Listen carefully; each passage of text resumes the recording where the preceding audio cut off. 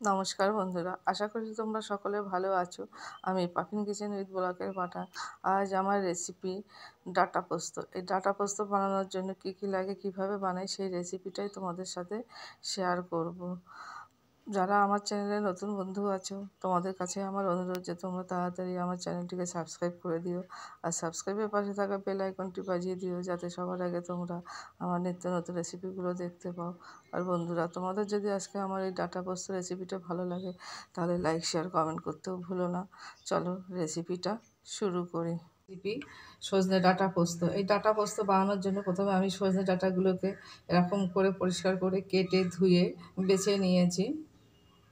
প্রথমে আমি গ্যাসে একটা কড়াই বসিয়ে তাতে তেল গরম করে নিয়েছি। নিয়ে প্রথমে আমি আলুগুলোকে দিয়ে দেবো, দিয়ে ভেজে নেবো।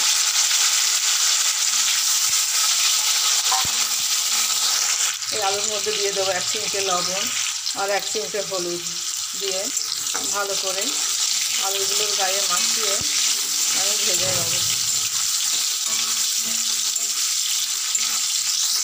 আমার আলুগুলো ভাজা হয়ে গেছে, এবার আমি এগুলোকে তুলে নেব। এবার কড়াইয়ে এই তেলের মধ্যে দিয়ে দেবো একটা শুকনো লঙ্কা, দিয়ে নাড়াচাড়া করে নেব। তারপরে দিয়ে দেবো সাদা জিরে, দেবো কেটে রাখা টমেটোর টুকরো, দিয়ে ভালো করে কষে নেব। এবারে দিয়ে দেবো জিরে বাটা, আদা বাটা, কাঁচা লঙ্কা বাটা, দিয়ে ভালো করে কষে নেব। এবারে দিয়ে দেবো পরিমাণ হলুদ, স্বাদ মতো লবণ, দিয়ে ভালো করে মশলাটা কষে দেবো। মশলাটা দিয়ে তেলও ছেড়ে এসেছে। এবার আমি এর মধ্যে দিয়ে দেব কেটে রাখা ডাঁটাগুলো, দিয়ে ভালো করে কষে নেব।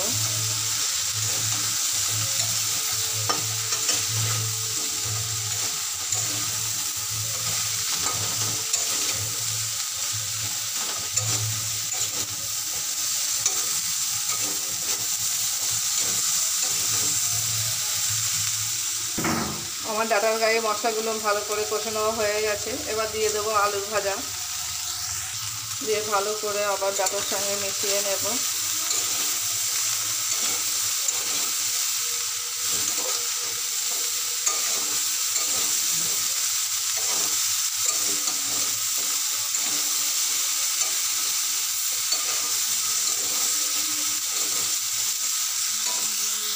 এবারে দিয়ে দেবো পোস্ত বাটা,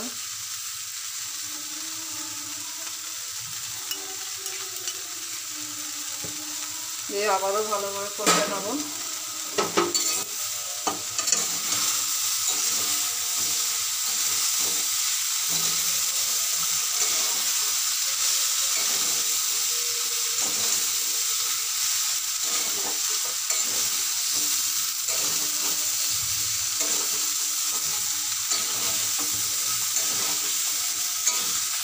আমার আলু, মশলা আর ডাঁটা ভালো করে কষে নেওয়া হয়ে গেছে। এবার দিয়ে দেবো পরিমাণ মতো জল,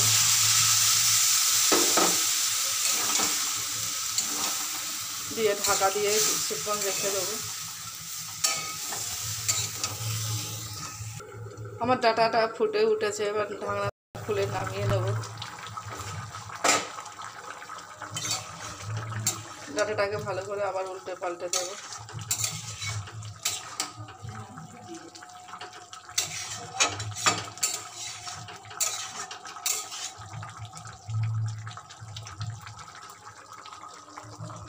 আবারও ঢাকা দিয়ে দেবো। আমি আবার ঢাকাটা খুলে নেব, নিয়ে আবারও মিশিয়ে নেব।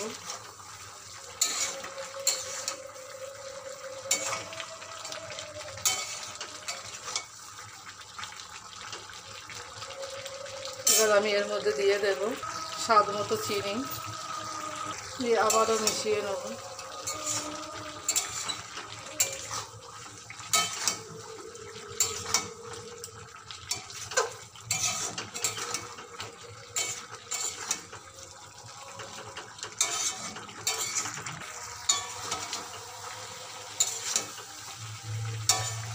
আমার ডাঁটা পোস্তটা হয়ে এসেছে, এবার নামিয়ে নেব।